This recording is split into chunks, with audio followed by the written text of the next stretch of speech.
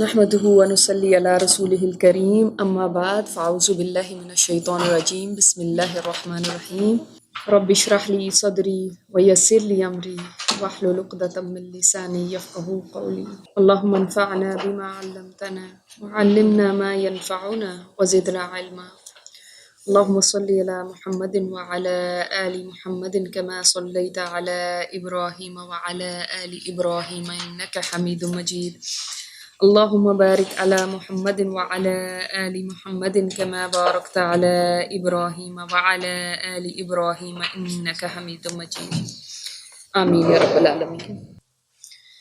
تو اسی کی آگے یہ بات آتی ہے کہ وہ یہ لوگ اب ولید بن مغیرہ کے پاس گئے اور انہوں نے جا کے وہاں پہ اس سے پوچھا کہ اب ہم کیا کریں۔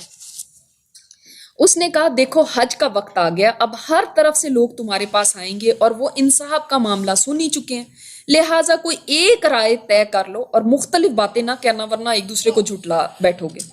یعنی اتنے عقل ان کو اتنی تھی کہ کہنے لگے اگر سب نے الگ الگ ڈفرینٹ باتیں کی تو لوگ کہیں گے یہ ان کو تو خود ہی نہیں پتا کہ کیا بات کرنی ہے، تو لوگ انہی کو سچا نہ مان لیں، تو اس لیے سب ایک بات کہنا شروع کر دو تاکہ لوگ آپ کے اوپر یقین کریں۔ لوگوں نے کہا آپ ہی کہیں اور ہمارے لیے کوئی رائے طے کر دیں۔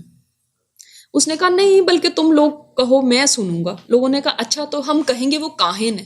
اس نے کہا وہ کاہن نہیں ہے، ہم نے کاہنوں کو دیکھا ہے، اس میں نہ ان کی سی گنگناہٹ ہے نہ تک بندی ہے۔ لوگوں نے کہا تب ہم کہیں گے وہ پاگل ہے۔ اس نے کہا وہ پاگل بھی نہیں ہے، ہم پاگل پن کو بھی جانتے پہچانتے ہیں، اس میں نہ پاگلوں کی سی گھٹن ہے نہ الٹی سیدھی حرکتیں ہیں نہ بہکی بہکی باتیں ہیں۔ لوگوں نے کہا تب ہم کہیں گے کہ وہ شاعر ہے۔ اس نے کہا وہ شاعر بھی نہیں ہے۔ اب یہ خود اتنا بڑا پوئٹ تھا، کیا اس کو پوئٹری کی پہچان نہیں تھی؟ اس کو پہچان تھی۔ وہ کہنے لگا ہمیں شعر و شاعری کی تمام قسمیں معلوم ہیں، وہ شاعر نہیں ہے۔ لوگوں نے کہا اچھا تو ہم کہیں گے وہ جادوگر ہے۔ اس نے کہا وہ جادوگر بھی نہیں ہے، ہم نے جادو اور جادوگر سب دیکھے ہیں، اس میں نہ ان کی سی جھاڑ پھونک ہے نہ گرا بندی ہے۔ لوگوں نے کہا تب ہم کیا کہیں گے؟ اس نے کہا واللہ، اب یہ دیکھیں حق جو ہے نا وہ سامنے آ گیا، واللہ اس کی بات میں مٹھاس ہے اور رونق اور تازگی ہے۔ اب دا وے ہی ڈسکرائبس نا، کیونکہ اس نے سنا ہوا ہے قرآن، اسی سے آپ کو پتہ چل جائے گا کہ وہ کتنا بڑا پوئٹ تھا اور کتنا اس کو کمانڈ تھا۔ اب یہ تو ترجمے کے اندر آ گیا نا، مگر جیسے اس نے بتایا، اس کو بیان کیا کہ کیا ہے آپ صلی اللہ علیہ وسلم کا کلام، اسی سے پتہ چلتا ہے کہ ریئلی وہ بہت بڑا شاعر تھا۔ اس کی جڑ پائیدار، اب اس کا ترجمہ آپ نہیں کر سکتے کیونکہ یہ پوئٹری کی اس نے جس لینگویج میں بولا نا کہ کتنی وہ سٹرونگ ہے ان کی بات، اور شاخ پھلدار ہے، تم جو بھی کہو واضح ہو جائے گا کہ وہ باطل ہے۔ مان گیا ہے، لیکن کیا چیز تھی جو ان لوگوں کو روکتی تھی؟ یہ جو اپنے قبائلی عصبیت، یاد رکھیں جو لیڈر ہوتا ہے نا کسی بھی جگہ کا، ایک رب کی ذات ہے جو مالک الملک ہے نا، جس کو کس کی محتاجی نہیں، ورنہ کوئی بادشاہ کہہ لیں، کوئی بڑا لیڈر کہہ لیں، کوئی سیاستدان کہہ لیں، کوئی ٹاپ کی لیڈرشپ بھی آپ کہہ لیں، ہمیشہ وہ باہر سے بہت یعنی آپ کو بہادر یا یہ نظر آئیں گے، لیکن اندر سے وہ ویک ہوتے ہیں۔ کس بات کی وجہ سے ویک ہوتے ہیں کہ اگر یہ ہماری سپورٹ نہ رہی، چاہے ووٹ ہیں، چاہے پبلک ہے، چاہے کوئی بھی ہے، بادشاہ کی رعایا ہے، اگر یہ نہیں رہے تو میں کس پہ بادشاہت کروں گا؟ تو ان کو ضرورت ہوتی ہے کچھ چاہے سارے نہیں بھی مگر کچھ جو ان کے کلوز ونز ہوتے ہیں نا، ان کی سپورٹ کی ضرورت رہتی ہے۔ ان کے بغیر نہ بادشاہ ہے، نہ کوئی سیاستدان ہے، نہ کوئی لیڈر ہے، نہ کوئی سردار ہے، کیونکہ اگر سارے ہی اس کے مخالف ہو گئے وہ کس پہ لیڈری کرے گا؟ اب اس کو کس بات کا ڈر پڑ گیا تھا جب ابو جہل نے آ کے کہا کہ بھائی تمہارے تو لوگ اس طرح تمہارے بڑے خلاف ہوں گے، اس نے کہا میری لیڈری نہ چلی جائے کہیں، اگر لیڈرشپ ختم ہو گئی تو میں کس کام کا رہ جاؤں گا؟ اب وہ لوگوں کے اندر وہ رہنا، بڑا بننا، بڑا رہنا، سرداری، یہ اس کاسٹ پہ وہ ایمان نہیں لا سکتے تھے، یہ کاسٹ نہیں وہ پے کر سکتے تھے، کیونکہ اس کو ایمان لانے کا مطلب تھا یہ سب چھوڑ دیں گے مجھے۔ وہاں پہ تو اپنے خاندان والے مخالف ہو رہے تھے، یہ کون افورڈ کر سکتا تھا کہ وہ اتنی بڑی سرداری کو چھوڑ دے؟ یہ مجھے برا سمجھنے لگیں گے کہ ہم اپنے آپ کی ویلیو لوگوں کی نظروں میں ڈھونڈتے ہیں، لوگ مجھے اچھا سمجھے بس۔ تو ایک اللہ کی ذات ہے کہ جس کو کسی کی بھی ضرورت نہیں ہے، کوئی ایک بھی اس کا نام لینے والا نہ رہے اس کائنات میں، تب بھی وہ بادشاہ ہے، اس کو نہیں ضرورت۔ باقی ہر ایک، چاہے وہ فرعون ہے، چاہے وہ کوئی بھی ہو، کہ بڑے سے بڑا کوئی قارون ہے، کوئی کچھ ہے، سب کو سپورٹ کی ضرورت ہوتی ہے کہ کوئی لوگ ہوں جو اس کے ساتھ ہیں، ادروائز وہ سروائیو نہیں کر سکتے۔ تو اب اس کے لیے بھی دیکھیں، اب وہ مان رہا ہے، کہہ رہا ہے کہ تم جتنی باتیں ہیں نا، تم ان میں سے کچھ بھی کہہ دو، مگر پتہ چل جائے گا کہ یہ باطل ہے، کیونکہ اس سے زیادہ کون بات سمجھ سکتا ہے، اتنا وائز تھا یہ۔ ویسے زیادہ مناسب یہی ہے کہ وہ جادوگر ہے، اس کی بات میں جادو ہے، یہ تو مانتے تھے نا، کیونکہ قرآن وہ اس لحاظ سے جادو کہتے تھے، لیکن قرآن میں ایک اثر ہے، ایک اثر ہے کہ جو یعنی اس سے آپ اندازہ لگائیں کہ 3 بڑے بڑے سردار، ابو سفیان، ابو جہل اور اخنس، یہ بہت بڑے بڑے سردار تھے۔ یہ کیا کرتے تھے کہ رات کے وقت، اب ویسے تو قرآن آگے آپ سنیں گے بھی کہ قرآن کریم کو اونچی آواز میں پڑھنا، یعنی کوئی اگر پڑھ بھی رہا ہوتا تھا نا، اول تو الاؤڈ ہی نہیں تھا، اگر کوئی پڑھ رہا ہوتا تھا تو یہ لوگ کیا کرتے تھے، اتنا شور مچاتے تھے، اتنا ہنگامہ کرتے تھے کہ اس کی آواز بیچ میں دب جائے اور اس کی آواز کوئی سن نہ سکے۔ کیوں؟ اتنی کیا ڈر تھا، کیونکہ یہ قرآن اثر کرتا ہے۔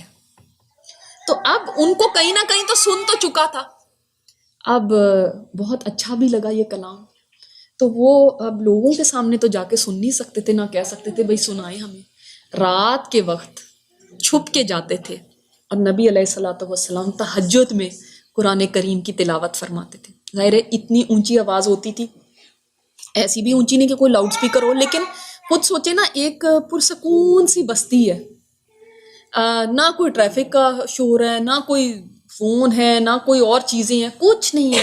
اب 1/3 رات جو فجر سے پہلے کا ٹائم ہوتا ہے، اس میں تو سب سو رہے ہوتے ہیں، اتنی خاموشی میں باہر تک آواز آتی تھی، گھر بھی چھوٹے چھوٹے ہوتے تھے، تو وہ چھپ جاتے تھے کہیں کہیں۔ اب ایک دوسرے کو پتا نہیں ہے کہ دوسرا بھی آیا ہوا ہے، کوئی ایک جگہ چھپا ہوا ہے، کوئی دوسری جگہ، کوئی تیسری جگہ، سنتے رہتے تھے فجر تک۔ آپ صلی اللہ علیہ وسلم کی تلاوت سن کے جب واپس جانے لگتے تو پہلے دن کیا ہوا، ایک دوسرے سے ٹکرا گئے کہ تم یہاں، وہ بھی سمجھ تو گئے، جو بھی بہانے کریں سمجھ تو گئے کہ بھئی یہ سننے کے لیے آئے ہیں، تو کہا کہ نہیں اب نہیں ہم نے سننے آیا کرنا۔ ہم نے کہا ٹھیک ہے۔ اگلی رات کیا ہوئی، ہر ایک نے یہ سوچا دوسرا تو نہیں آئے گا نا، میں چلتا ہوں۔ دیکھو یہ قرآن کی تاثیر جو کافروں کے دلوں کو بھی گرپ کر لیتی ہے۔ آج ہم نے قرآن کی قدر نہیں پہچانی، تو وہ سمجھتے تھے شاید اس لیے ان کے اوپر زیادہ اثر، وہ سمجھتے تھے اس کو۔ دیکھیں ایسا نہیں تھا کہ ان کو سمجھ نہیں آئی تھی اس وجہ سے وہ ایمان نہیں لے کر آئے، یہ تو ہمیں واضح ہو گیا نا ولید بن مغیرہ کی بات سے بھی، اور ابھی میں آپ کو بتاؤں گی کہ آگے سے انہوں نے جواب کیا دیے تھے۔ تو اب جب وہ سنتے رہے اور فجر کا وقت ہوا تو تینوں ظاہر اسی وقت جب آپ صلی اللہ علیہ وسلم نے تلاوت ختم کی تو وہ اب واپس جانے لگے، پھر ٹکرا گئے۔ پھر انہوں نے کہا کہ یہ تو بڑی غلط بات ہوئی ہے، اب آئندہ ہم ایسا نہیں کریں گے۔ تو ہم اب ایسا کرتے ہیں کہ ہم وعدہ کر لیتے ہیں کہ اب ہم نہیں آئیں گے، اور اگر لوگوں کو پتہ چل گیا کہ ہم اس قرآن کو سننے کے لیے آتے ہیں تو سوچو ہمارا امیج کتنا خراب ہو جائے گا۔ اچھا خیر چلے گئے۔ تیسری رات کیا ہوا، پھر سے تینوں آ گئے۔ یہ قرآن وہ چیز تھی جو چھوڑ نہیں رہی تھی، اس کو تو وہ جادو کہتے تھے نا، یہ ہے جادو جو دلوں پہ اثر کرتا ہے۔ ہم دوسری طرح جادو کہتے ہیں، وہ ایک برے سینس میں کہتے تھے۔ تو اینی ہاؤ اب تینوں نے وعدہ کیا کہ اب ہم بالکل نہیں آئیں گے، اب کسی نے اگر ہمیں دیکھ لیا اس قرآن کو سنتے ہوئے تو کیا حال ہوگا۔ اس وقت اخنس جو تھا وہ ابو سفیان کے پاس آیا اور اس نے کہا یہ بتاؤ تم کیا کہتے ہو اس کلام کے بارے میں، یہ جو رات سنا ہے تم بتاؤ تمہاری کیا رائے ہے اس کے بارے میں۔ تو ابو سفیان کہنے لگا بڑا شرمندہ سا ہو کے اور اس طرح کھسیانہ سا ہو کے، اس نے کہا کہ پہلے تم بتاؤ پھر میں بتاؤں گا۔ اس نے اخنس نے کہا واللہ یہ حق ہے، یہ حق ہے۔ بعض روایات میں آتا ہے کہ اخنس مسلمان بھی ہو گیا تھا بعد میں، اور اس نے کہا اب تم بتاؤ۔ ابو سفیان نے کہا بس میں یہ کہتا ہوں۔ ابو سفیان بہت سمجھدار تھا، اس نے کہا میں بس یہ کہتا ہوں کہ بس کچھ باتیں مجھے سمجھ آئیں لیکن کچھ تو میرے سر پہ سے گزر گئی، مجھے سمجھ ہی نہیں آئی اصل میں۔ اچھا پھر اخنس ابو جہل کے پاس گیا اور اس نے جا کے اس سے پوچھا تم بتاؤ کہ یہ جو ہم نے سنا ہے یہ کیا ہے. اب ابو جہل، میں نے آپ کو بتایا کہ ہم تو ابو جہل کہتے ہیں نا، ابو الحکم کہا کرتے تھے اس کو، یعنی وہ حکمت کا باپ، اتنا وائز تھا وہ. تو اس نے جو جواب دیا تھا وہ جواب میں آپ کو اس لیے سنانا چاہتی ہوں کہ آپ یہ نہ سمجھیں کہ ان کو سمجھ نہیں آئی تھی، ان کو سمجھ آتی تھی، ان کو پتا تھا حق کیا ہے. لیکن جب انسان سورج کو دیکھ کے کہے نہیں نہیں سورج ہے ہی نہیں ہے، تو آپ کیا کریں گے؟ آپ اس کو منوا نہیں سکتے پھر. تو اس نے کہا تھا بنو عبد مناف، یعنی یہ جو بنو ہاشم ہے، اور ہم ہمیشہ ایک دوسرے کے ساتھ مقابلے میں رہے ہیں. میں نے آپ کو بتایا نا وہ بنو مخزوم سے تھا. اب مقابلے میں انہوں نے حاجیوں کو کھانا کھلایا، ہم نے بھی کھانا کھلا دیا. انہوں نے پانی پلایا، ہم نے بھی پانی پلا دیا. انہوں نے شجاعت دکھائی، ہم نے بھی بہادری دکھا دی. انہوں نے جنگ کا جھنڈا بلند کیا، ہم نے بھی بلند کر دیا.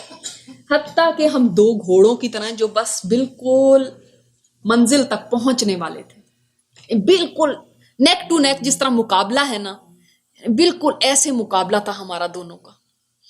لیکن اب وہ کہتے ہیں کہ ہم میں ایک نبی آ گیا جس پر آسمان سے وحی آتی ہے، اب اس کا مقابلہ ہم کہاں سے کریں؟ اللہ اکبر، اب اس کا مقابلہ ہم کہاں سے کریں؟ تو اس نے کہا واللہ جب تک میں زندہ ہوں میں اسے نہیں مانوں گا.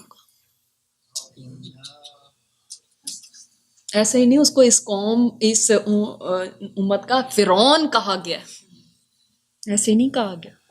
اس نے کہا میں کیسے مان لوں؟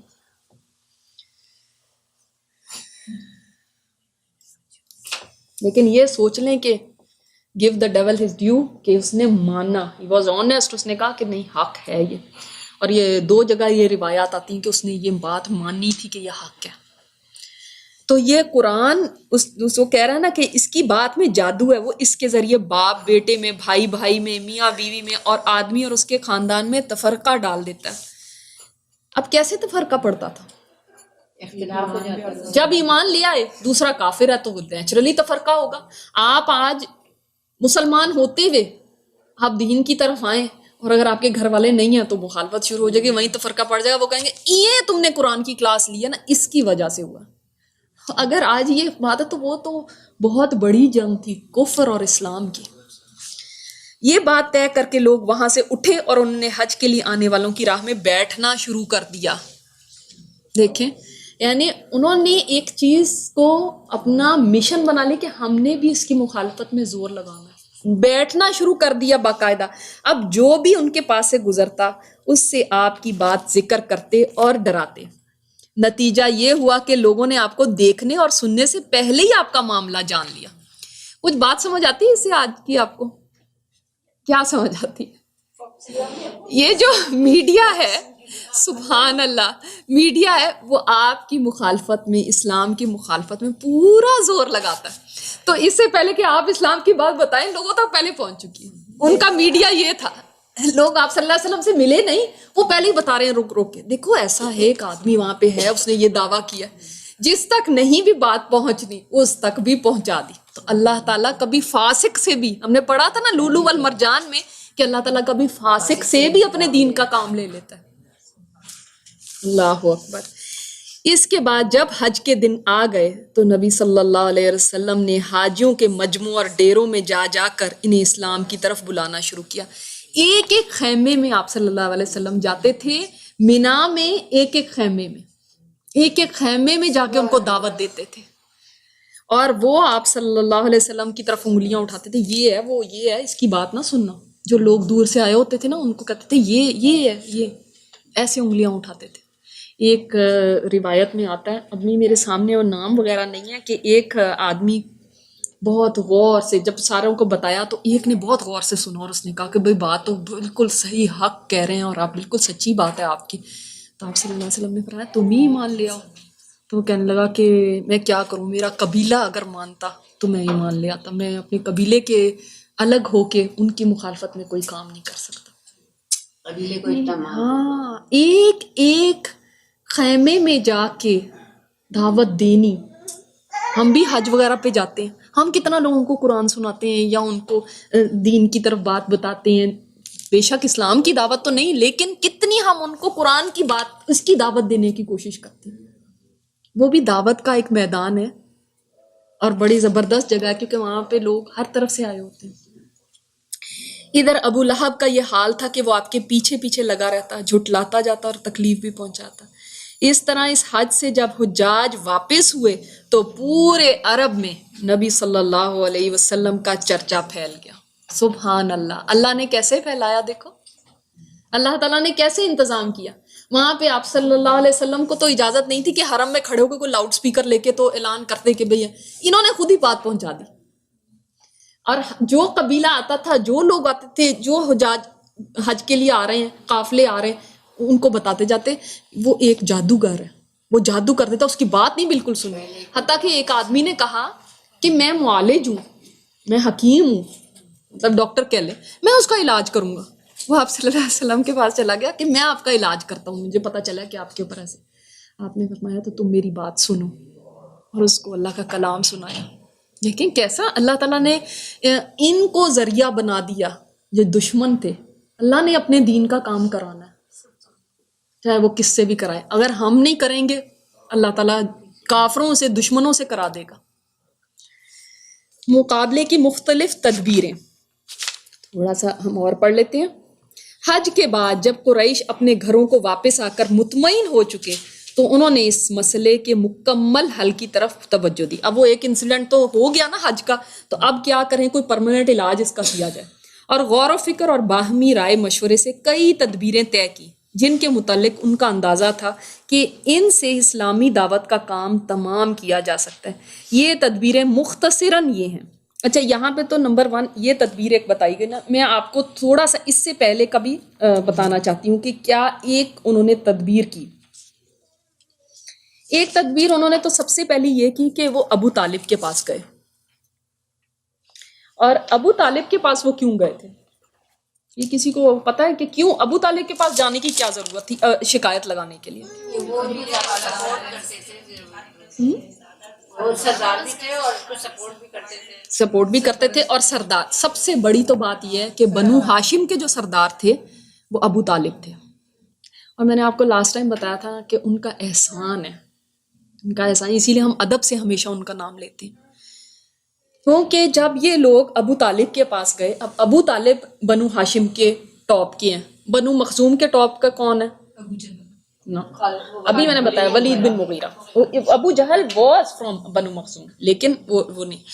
اچھا اب وہ ابو طالب کے پاس گئے اور جا کے کہتے ہیں، پہلے تو بنو ہاشم ہی چلے گئے. یہ بات یاد رکھیے گا کہ جو اس وقت کے سردار ہوتے تھے نا، ٹاپ پہ ہوتے تھے، وہ فار لائف سردار ہوتے تھے، کوئی ان کو ہٹا نہیں سکتا تھا. اور اس قبیلے کے کسی آدمی کو کوئی ہاتھ نہیں لگا سکتا تھا جب تک سردار اجازت نہ دے. اس لیے وہ آئے تھے، ورنہ تو جا کے خود ہی پکڑ لیتے، ہرٹ کرتے. سردار کی اجازت چاہیے. اور قبیلے والے خود اپنے قبیلے والے کو مارنا توہین سمجھتے تھے، اس لیے کیونکہ ہم اپنے بندے کو مار دیں. اتنا اچھا ان کا سسٹم تھا، اسی لیے وہ چل رہے تھے نا. ان کی کئی خوبیاں، جیسے ہم نے شروع میں بات کی تھی نا، کہ کئی خوبیاں ان میں اتنی بہترین ہیں کہ آپ سوچ بھی نہیں سکتے کہ یعنی آج کے وقت میں تو آپ اپنے ساتھ والے کے ساتھ، اپنے بھائی کے ساتھ اتنا سپورٹ کے لیے نہیں کھڑا ہوگا جیسے وہ لوگ کھڑے ہو جاتے تھے.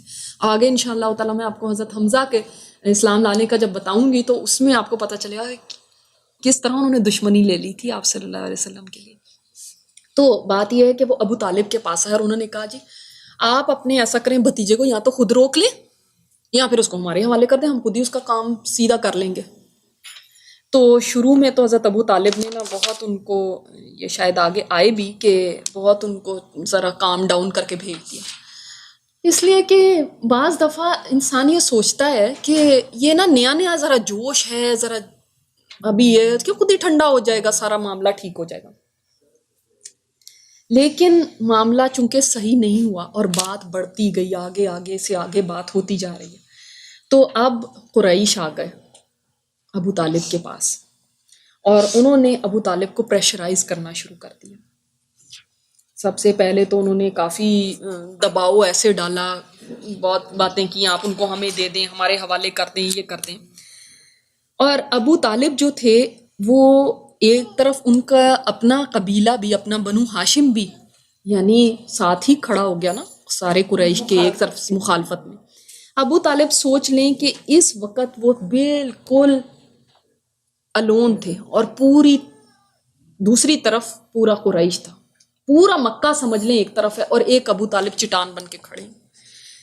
تو اس طرح کبھی تنہا نہیں ہوئے تھے وہ، لیکن اب وہ اجازت نہیں دیتے تھے کہ ان کو ہاتھ لگایا جائے۔ تو انہوں نے آ کے کہا کہ دیکھیں آپ اس طرح سے ان کو منع کریں اور سب نہ۔ تو ابو طالب نے کہا کہ ٹھیک ہے، ان کو بس کر کے کچھ بھیج دیا اور آپ صلی اللہ علیہ وسلم کو بلوا بھیجا۔ تو اور یہ وہ تاریخی واقعہ آتا ہے جب ابو طالب نے آپ صلی اللہ علیہ وسلم کو بلوایا تھا اور کہا تھا کہ اے میرے بھتیجے، یہ ایسے ایسے یہ میرے پاس یہ لوگ آئے ہیں، تو تم خود پہ بھی رحم کرو اور میرے بڑھاپے پہ بھی رحم کرو، مجھے ایسے حالات میں نہ ڈالو، اس حد تک نہ لے کے جاؤ کہ میں برداشت نہ کر سکوں۔ یہ اتنا بڑا ایک، سوچیں جو محبت کرنے والا ہو نا، اور جس نے پالا ہو اور جس نے باپ کی طرح باپ بن کے پالا ہو، جن سے آپ صلی اللہ علیہ وسلم اتنی محبت کرتے، جب ان کی طرف سے یہ بات آ گئی کہ میرے اوپر اتنا دباؤ نہ ڈالو کہ میں برداشت نہ کر سکوں، تو اس وقت آپ صلی اللہ علیہ وسلم کو اتنا رنج ہوا تھا، اتنے ہرٹ ہوئے تھے، اور فرما دیا تھا کہ اگر میرے ایک ہاتھ پہ سورج اور ایک پہ چاند بھی رکھ دیا جائے تو میں اس سے نہیں ہٹوں گا۔ کتنی ڈٹرمنیشن تھی، کتنے یعنی کنوکشن کتنی تھی، یہ نہیں کہ ہم تو ایموشنلی بلیک میل ہو جاتے ہیں نا، کوئی ہمیں دو آنسو برہائے اور ماں کہے کہ ہائے بیٹی تو ایسے نہ کر، تو ہم کہیں گے اللہ کی بات کو چھوڑو، اور ماں کی بات کو سننا وہ بھی تو ایک ضروری ہے نا۔ آپ نے فرمایا تھا واللہ میں یہ پیغام نہیں چھوڑوں گا حتیٰ کہ میں کامیاب ہو جاؤں اس میں جو میں کر رہا ہوں، یا میں مر جاؤں اس میں نہیں یہ چھوڑوں گا۔ جب ابو طالب نے یہ دیکھا تھا نا، تو انہوں نے کہا کہ ٹھیک ہے بھتیجے، تم جو بھی کرتے رہو، آج کے بعد میں نہیں تمہیں کبھی منع کروں گا۔ اور انہوں نے واقعی اپنی بات کو نبھایا، انہوں نے پھر کبھی نہیں منع کیا تھا۔ پھر قریش نے ایک اور بھی ڈیل کرنی چاہیے تھی، سب مل کے جب آ گئے اور انہوں نے آ کے کہا ایک پورے ڈیلیگیشن کی صورت میں، اب دیکھیں ایک بندہ ہے نا، وہ یعنی کب تک کھڑا رہے، لیکن اسی وجہ سے ابو طالب جو ہیں ان کو جہنم میں سب سے ہلکا عذاب ہوگا، کیونکہ یہ پریشر برداشت کرنا کوئی آسان نہیں تھا، اٹس ناٹ ایزی۔ سب مخالف ہو گئے اور ان کا اپنا بھی کچھ نہیں تھا ایٹ اسٹیک، وہ تو کون سا خود مسلمان تھے کہ وہ دفاع کریں اس دین کا، کہ نا ان کی اپنی تو نہیں تھی کوئی پرسنل اس طرح کی کوئی اس کے ساتھ کمٹمنٹ اس دین کے ساتھ۔ تو انہوں نے آ کے ایک ڈیل کرنی چاہیے ابو طالب کے ساتھ۔ انہوں نے کہا دیکھیں، اب آپ کو پتہ ہے ولید بن مغیرہ کون ہے، وہ اور یہ سمجھ لیں برابر کے ہو گئے نا، وہ ایک سب ٹرائب کا لیڈر ہے اور یہ ایک سب ٹرائب کے لیڈر ہیں۔ تو انہوں نے کہا کہ بھئی دیکھیں، ولید بن مغیرہ کے بہت سارے بیٹے تھے، انہوں نے کہا ایک اس کا بیٹا ہے عمارہ ابن ولید، ہم ایسا کرتے ہیں آپ وہ لے لیں اور محمد صلی اللہ علیہ وسلم وہ ہمیں دے دیں، اب ان کے ساتھ ہم جو مرضی کریں، پھر وہ آپ کا کام نہیں ہے۔ تو اس پہ ابو طالب اتنے سخت غصے میں آئے اور انہوں نے فرمایا تھا کہ تم یہ چاہتے ہو کہ میں اپنا بیٹا تمہیں دے دوں کہ تم اس کے ساتھ جو مرضی کرو، اور تمہارا بیٹا خود لے کے اس کو کھلاؤں پلاؤں پالوں، یہ چاہتے ہو تم؟ یہ نہیں ہوگا۔ اس وقت مطعم بن عدی تھا، وہ بھی بہت وائز مین اور بڑا سردار اور بہت یعنی ان کے اندر وہ بہت آنریبل سمجھا جاتا تھا، بوڑھا بھی تھا، اس کی بات کو لوگ رد نہیں کرتے تھے۔ تو اس نے کہا تھا کہ ابو طالب اب آپ کے پاس اور کوئی چوائس نہیں ہے، اب ان دو باتوں میں سے ایک بات آپ ضرور کر لیں، یہ جو ہے نا یعنی اب یا تو آپ روکیں اس کو، یا پھر یہ اس طرح سے کر لیں کہ ڈیل کے ہمیں دے دیں، ہمارے حوالے کر دیں۔ تو ابو طالب اس وقت بھی انہوں نے سٹینڈ لیا تھا اور بات کو نہیں مانا تھا، لیکن مطعم بن عدی کا نام آپ یاد رکھیے گا، میں آپ کو بعد میں بتاؤں گی کہ اس کے کتنا بڑا احسان ہے ہمارے اوپر، گو کہ یہ مسلمان نہیں ہوا تھا لیکن اس کی تعریف آپ صلی اللہ علیہ وسلم نے فرمائی تھی، اور اس نے کیا کام کیا تھا وہ میں آپ کو پھر انشاءاللہ تعالیٰ آگے جب ہم سیرت میں چلیں گے نا تو میں آپ کو بتاؤں گی کہ اس نے یعنی وہی والی بات ہے نا کہ کفر میں بھی سارے برابر نہیں ہیں، کئی لوگ اسلام کی حمایت میں کافر ہوتے ہوئے اسلام کی حمایت میں بہت آگے تک گئے، اور کئی اسلام لا کے عبداللہ بن ابی بن گئے۔ تو حضرت ابو طالب نے اس وقت یہ دونوں آپشنز ان کے رد کر دیے تھے، اور بس وہ کھڑے رہے آگے ان کے۔ لیکن یہ ایک یعنی پہلی چیز تھی جو انہوں نے پریشرائز کرنے کے لیے کی کہ کس طرح اس پیغام کو ختم کیا جائے۔ ابو طالب کو پریشرائز کرو کہ دیں ہمیں۔ جب سردار نے کہہ دیا ونس تو بس پھر کوئی مسئلہ نہیں تھا۔ پھر دوسری اب یہاں پہ ہم پڑھتے ہیں ہنسی اڑانا اور تحقیر و استہزاء کی روش اپنانا۔ تحقیر کیا ہوتی ہے؟ لیٹ ڈاؤن کرنا کسی کو، اور استہزاء کیا ہے؟ مذاق اڑانا۔ اس کا مقصد یہ تھا کہ رسول اللہ صلی اللہ علیہ وسلم اور مسلمانوں کے حوصلے ٹوٹ جائیں۔ چنانچہ وہ آپ صلی اللہ علیہ وسلم کے بارے میں کہتے تھے کہ اس پر جادو کر دیا گیا ہے، شاعر ہے، پاگل ہے، کاہن ہے، اس کے پاس شیطان آتا ہے، جادوگر ہے، جھوٹا ہے، گھڑنیتا ہے، بناوٹی ہے وغیرہ۔ اور جب آپ کو آتے جاتے دیکھتے تو غصے اور انتقام کی نظر سے یوں دیکھتے گویا کھا جائیں گے، اور حقارت آمیز لہجے میں کہتے یہی ہے جو تمہارے خداؤں پر انگلی اٹھاتا ہے۔ اب آپ دیکھیں کہ اگر آپ کو یہ پتا چلے کہ آپ باہر جائیں گے تو لوگ آپ کے پر ہنسیں گے، یا جس جگہ پہ کسی سٹور میں جائیں گے، کہیں جائیں گے، وہاں سے آپ کو ڈسکریمنیٹ کریں گے کیونکہ آپ حجاب لیتی ہیں، کیونکہ آپ کا پتہ چلتا ہے کہ آپ مسلمان ہیں، تو کتنے دن کھڑے رہیں گے؟ اگلے دن اتار کے پھینک دیں گے کہ ہاں یہ تو ہمارے ساتھ ڈسکریمنیشن اس کی وجہ سے ہوتی ہے، لوگ تو ہنستے ہیں، ہم تو خطرے میں پڑ گئے۔ چھوڑو یہ سب کچھ، انہوں نے نہیں چھوڑا۔ کمزور صحابہ کو دیکھتے تو کہتے یہ لو تمہارے پاس زمین کے بادشاہ آ گئے، ارے یہی ہیں جن پر اللہ نے ہم سب کو چھوڑ کے احسان کر دیا۔ کیسا طنز! ان کا نقشہ اللہ تعالیٰ نے یوں کھینچا ہے۔ مجرم ایمان لانے والوں کی ہنسی اڑاتے تھے، 30ویں پارے میں آتا ہے نا جی۔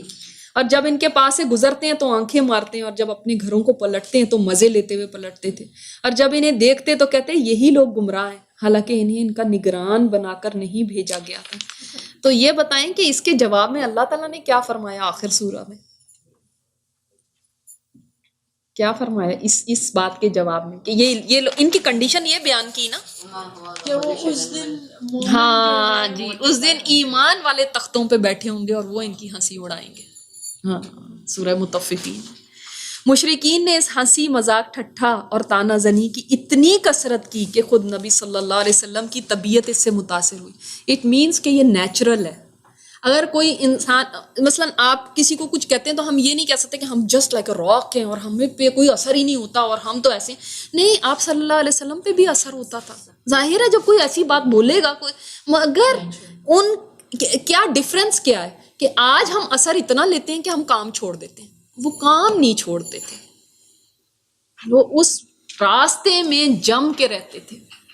ہم اگلے دن دل ہار کے اور سب چھوڑ چھاڑ کے بیٹھ جاتے ہیں، جیسا کہ اللہ تعالیٰ کا ارشاد ہے وَلَقَدْ نَعْلَمُ أَنَّكَ يَضِيقُ صَدْرُكَ بِمَا يَقُولُونَ۔ ہمیں پتہ ہے کہ آپ کی ان کی باتوں سے آپ کا سینہ تنگ ہو رہا ہے۔ اللہ تعالیٰ نے کیسے تسلی دی نا، اے نبی ہمیں پتہ ہے کہ یہ جو باتیں کر رہے ہیں اس سے آپ کے دل کو تکلیف ہو رہی ہے۔ پھر بتایا کہ اس کا اثر کیسے جائے گا اور ثابت قدمی کیسے آئے گی، چنانچہ فرمایا فَسَبِّحْ بِحَمْدِ رَبِّكَ وَكُن مِّنَ السَّاجِدِينَ۔ علاج بھی بتا دیا، وَاعْبُدْ رَبَّكَ حَتَّى يَأْتِيَكَ الْيَقِينُ۔ تم اپنے پروردگار کی حمد کے ساتھ اس کی تسبیح کرو اور سجدہ کرنے والوں میں سے ہو جاؤ اور اپنے رب کی عبادت کرتے رہو یہاں تک کہ موت آ جائے۔ ہٹنا نہیں ہے اس سے، یہاں تک کہ موت آ جائے۔ اور دیکھیں یہ تسلی کی آیات ساتھ ساتھ نازل ہو رہی تھی، اسی لیے تو مسلمان بھاگتے تھے کہ اب کیا اللہ کا پیغام آیا، کیونکہ تسلی اللہ کی طرف سے ہوتی تھی۔ اس سے پہلے آپ کو تسلی بھی دی گئی، اِنَّا كَفَيْنَاكَ الْمُسْتَهْزِئِينَ۔ اے نبی ہم کافی ہیں ان مذاق اڑانے والوں کے آگے۔ الَّذِينَ يَجْعَلُونَ مَعَ اللَّهِ إِلَٰهًا آخَرَ فَسَوْفَ يَعْلَمُونَ۔ یہ لوگ جو اللہ کے ساتھ دوسروں کو الہ بناتے ہیں جلدی ان کو پتہ چل جائے گا۔ اور آپ کو یہ بھی بتایا گیا کہ ان کی حرکت ان کے لیے باعث وبال ہوگی، چنانچہ فرمایا کہ آپ سے پہلے بھی رسولوں کے ساتھ استہزاء کیا جا چکا ہے، جس کا نتیجہ یہ رہا ہے کہ خود ان مذاق اڑانے والوں کو ان کے استہزاء نے گھیر لیا۔ تو یعنی کیسے تسلیاں لائی گئی۔ ہم جب قرآن پڑھتے ہیں تو آپ دیکھتے ہیں بار بار پرانے جو زمانے میں رسول گزرے ان کی کہانیاں، ان کے قصے بار بار کیوں سنائے؟ دیکھو آپ تسلی کرو، پہلے بھی ایسے ہو چکا، دیکھو فلاں کے ساتھ نہیں. اب جیسے کوئی بیمار ہوتا ہے ہم کہتے ہیں دیکھو فلاں وہ بھی بیمار تھی، اس طرح ہوا اس طرح ہوا، اس نے اتنا صبر کیا اس کے اندر، آپ بھی صبر کریں. تو یہ ایک طریقہ تھا تسلی دلانے کا.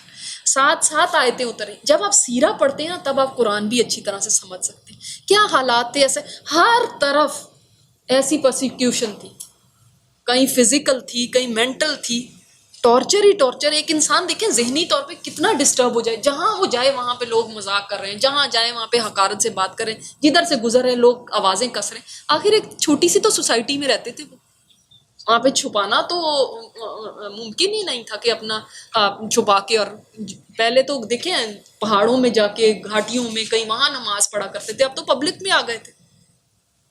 تو یہ کام آسان نہیں تھا، یہ ٹارچر برداشت کرنا آسان نہیں تھا، لیکن انہوں نے کیا. ایسے ہی نہیں وہ رضی اللہ عنہم ورضوا عنہ بنے، وہ اللہ سے راضی ہوئے، اللہ ان سے راضی ہوئے. سبحانک اللہم و بحمدک نشہد ان لا الہ الا انت نستغفرک و نتوب الیک.